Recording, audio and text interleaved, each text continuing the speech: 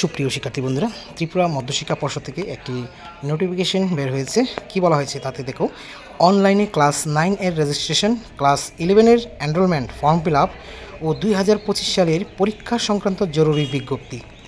ত্রিপুরা মধ্যশিক্ষা পর্ষদ অনুমোদিত সকল বিদ্যালয় প্রধান, ছাত্রছাত্রী, অভিভাবক ও সংশ্লিষ্ট সকলের উদ্দেশ্যে জানানো যাচ্ছে যে ক্লাস 9 এর অনলাইন রেজিস্ট্রেশন ও ক্লাস 11 এর অনলাইন এনরোলমেন্ট ফর্ম ফিল আপের সময়সীমা রাজ্যের ছাত্রছাত্রীদের স্বার্থে শেষবারের মতো 25শে সেপ্টেম্বর 2024 বুধবার বিকেল 5টা পর্যন্ত বর্ধিত করা হয়েছে।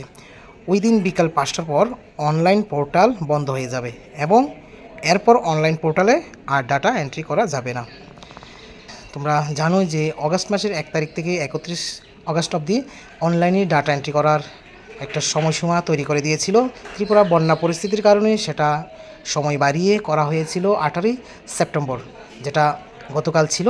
তো 18 সেপ্টেম্বরে এই নোটিফিকেশনের মাধ্যমে রাজ্যের ছাত্রছাত্রীদের স্বার্থে পুনরায় সময়সীমা বর্ধিত করে 25শে সেপ্টেম্বর করা হয়েছে। তো যে সমস্ত ছাত্রছাত্রীরা এখনও অনলাইনে রেজিস্ট্রেশন এবং এনরোলমেন্ট করতে পারোনি বা করোনি, অতি সত্বর যোগাযোগ করো বিদ্যালয় কর্তৃপক্ষের সঙ্গে এবং সেই সময়ের মধ্যে সেটা করে ফেলো, নতুবা 2026 সালের মাধ্যমিক কিংবা উচ্চ মাধ্যমিক পরীক্ষার বসার সুযোগ থাকবে না।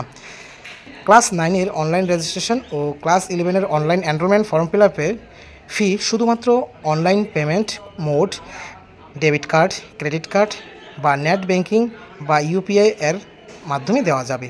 এখানে কোনো ব্যাংক চালানের কোনো প্রয়োজন নেই। শেষে কী বলা হয়েছে, যে সকল কন্টিনিউ কম্পার্টমেন্টাল পরীক্ষার্থী যারা 2025-এ মাধ্যমিক এবং উচ্চ মাধ্যমিক পরীক্ষা দেবে তাদের সময়সীমা ছিল ফর্ম ফিল আপের 12 সেপ্টেম্বর পর্যন্ত। তো 2025 সালের মাধ্যমিক ও উচ্চতর মাধ্যমিক পরীক্ষার আবেদনপত্র এখনও যে সমস্ত ছাত্রছাত্রীরা জমা দিতে পারেনি তাদের আবেদনপত্র পুনরায় জমা দেওয়ার একটা সময়সূচি ত্রিপুরা মধ্যশিক্ষা পর্ষদ থেকে পরে ঘোষণা করা হবে।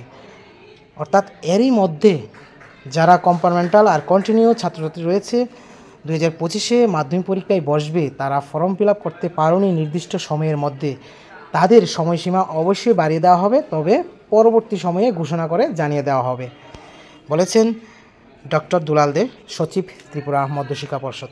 তো আশা করি আমার সুপ্রিয় শিক্ষার্থী বন্ধুরা তোমরা সকলে বুঝতে পেরেছ।